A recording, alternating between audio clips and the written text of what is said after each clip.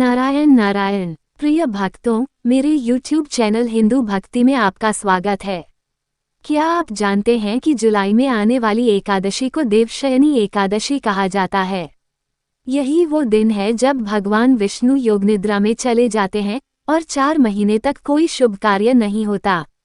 आइए जानते हैं इसकी पूरी जानकारी, तिथि, पूजा विधि, पारण समय और इसका गहरा आध्यात्मिक महत्व।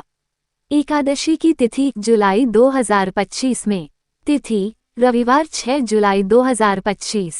एकादशी तिथि प्रारंभ 6 जुलाई 2025 को दोपहर के 12:19 से। एकादशी तिथि समाप्त 7 जुलाई 2025 को दोपहर के 1:54 तक। पारण व्रत खोलने का समय। पारण की तिथि 8 जुलाई 2025 मंगलवार। पारण का समय प्रातः सुबह के 5:32 से सुबह के 8:17 तक। एकादशी व्रत पारण द्वादशी तिथि में सूर्योदय के बाद ही किया जाता है। यदि द्वादशी तिथि सूर्योदय से पहले समाप्त हो जाए तो पारण वर्जित होता है। पूजा विधि। प्रातःकाल स्नान करें और व्रत का संकल्प लें। भगवान विष्णु की प्रतिमा को स्नान कराएं, वस्त्र अर्पित करें। तुलसी दल, पीले फूल, चंदन, दीप, धूप और पंचामृत से पूजा करें। श्री विष्णु सहस्त्रनाम या विष्णु जी के मंत्र का जाप करें। ओम नमो भगवते वासुदेवाय। दिन भर व्रत रखें, फलाहार करें या निर्जला व्रत रखें श्रद्धा अनुसार। रात्रि में जागरण करें और भजन कीर्तन करें। अगले दिन द्वादशी को ब्राह्मण भोजन करवाकर व्रत पारण करें। एकादशी व्रत के लाभ। पापों से मुक्ति मिलती है और मोक्ष की प्राप्ति होती है। चातुर्मास की शुरुआत होती है, इस दौरान पुण्य कर्म करने से विशेष फल मिलता है। वैवाहिक जीवन में सुख, संतान सुख और मानसिक शांति मिलती है। विष्णु जी की कृपा से मनोकामना पूर्ण होती है।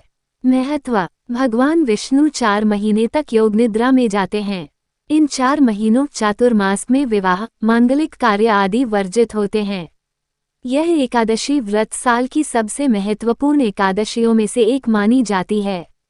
तुलसी विवाह। देवउठनी एकादशी तक भगवान विष्णु शयन करते हैं। पौराणिक कथा। पुराणों के अनुसार एक बार राजा युधिष्ठिर ने श्री कृष्ण से पूछा, हे माधव, कृपा करके मुझे आषाढ़ शुक्ल एकादशी का महत्व बताइए। भगवान श्री कृष्ण ने उत्तर दिया, यह एकादशी सबसे श्रेष्ठ है, जो चंद्रमा के समान शीतलता और पुण्य प्रदान करती है। इस दिन भगवान विष्णु क्षीर सागर में शेषनाग की शैया पर योग निद्रा में चले जाते हैं।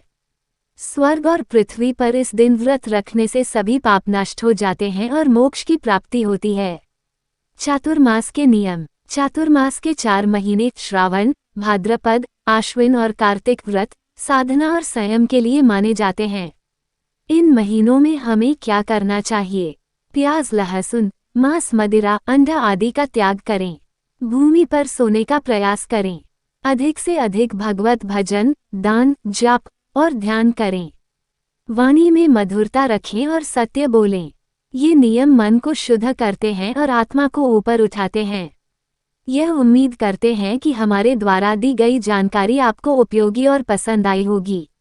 यदि आपको ये जानकारी अच्छी लगी हो तो कृपया हमारे चैनल को सब्सक्राइब, लाइक और शेयर जरूर करें। व्रत कथा और धार्मिक जानकारी के लिए हमारे YouTube चैनल हिंदू भक्ति के साथ जुड़े रहें। हम हमेशा नई और रोचक जानकारी लाते रहेंगे।